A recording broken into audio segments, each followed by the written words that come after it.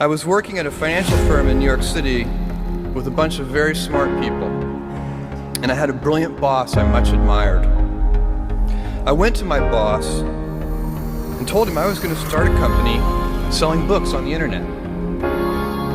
He took me on a long walk in Central Park, listened carefully to me, and finally said, "That sounds like a really good idea, but it would be an even better idea for someone who didn't already have a good job.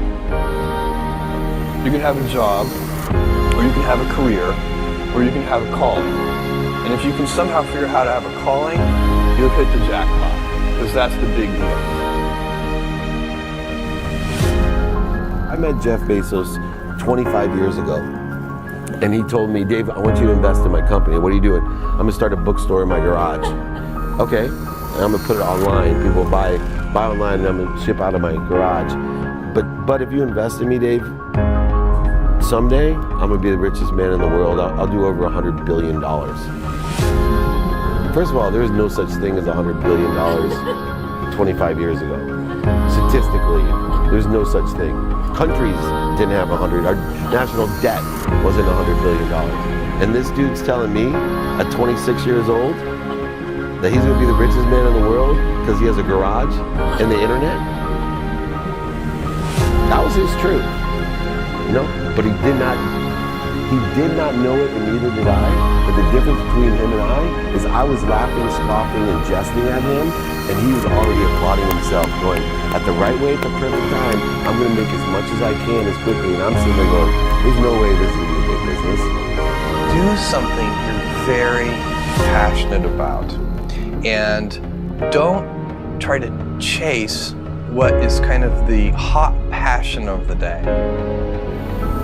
Seen in that light, it really was a difficult choice. But ultimately, I decided I had to give it a shot. I didn't think I'd regret trying and failing. And I suspected I would always be haunted by a decision to not try at all.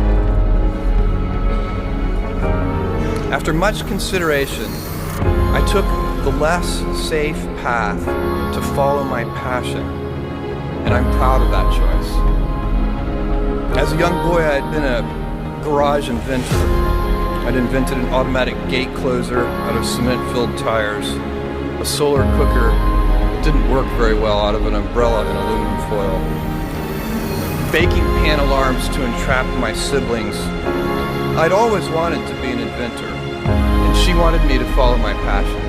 There's a military phrase that I especially love, and it says, "Slow is smooth and smooth is fast." And I have seen that in every endeavor I've ever been in.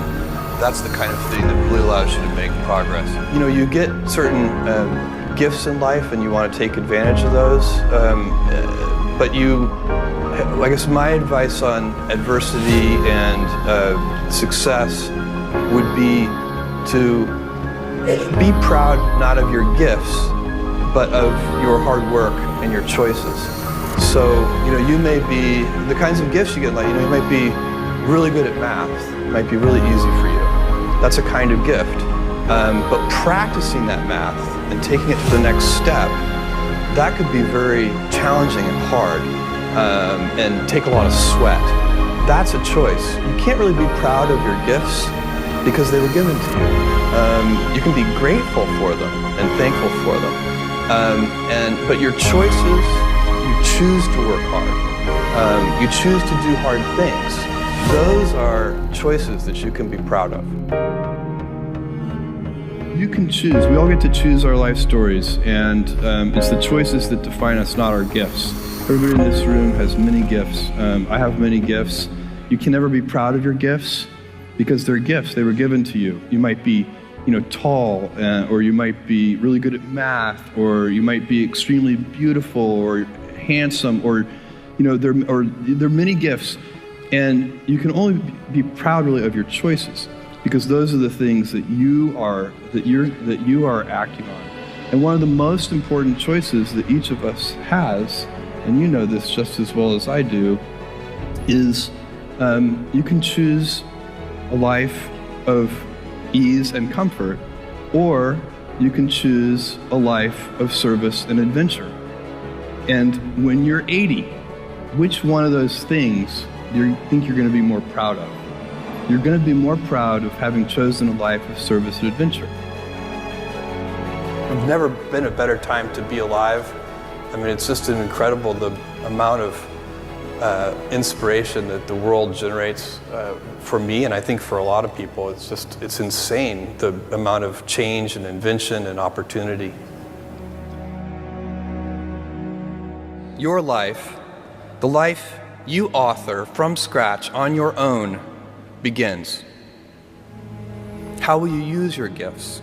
What choices will you make? Will inertia be your guide, or will you follow your passions? Will you follow dogma, or will you be original? Will you choose a life of ease, or a